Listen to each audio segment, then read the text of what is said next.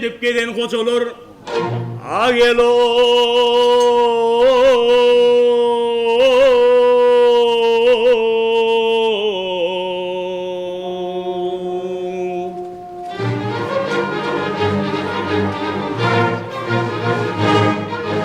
benim canı gördünüz mü? Dolup taşıp akan çaylar kıysenemden gördünüz mü?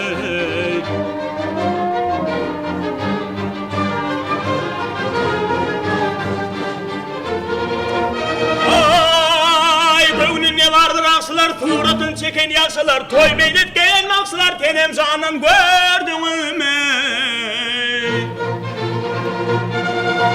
Ay kimdir benim halim bilen, vampıran nereyim dolan, ay olup, tenem canım gördünüz mü?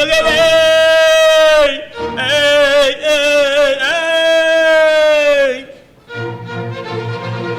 Ah garip diyer yanlı canım, halim mülkü halim alım yar yar ey yar yar ey yar yar yar yar yar yar ey yar yar ey yar yar ey.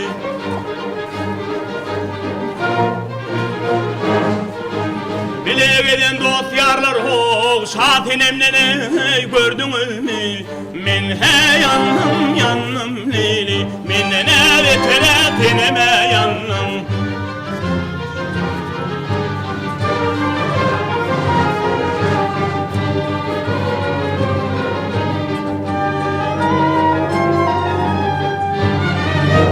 Senem canalo gördünüz mü gel şatenemden ey gördünüz mü?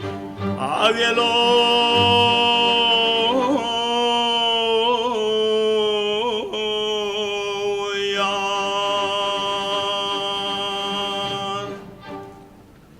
Garipsen.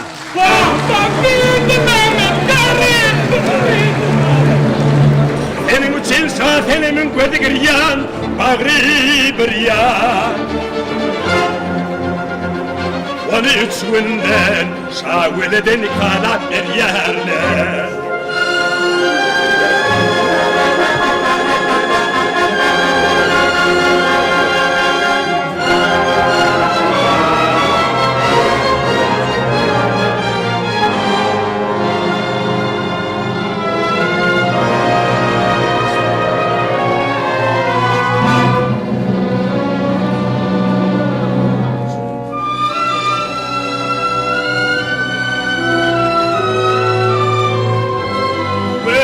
Yollarda kalan sol feveri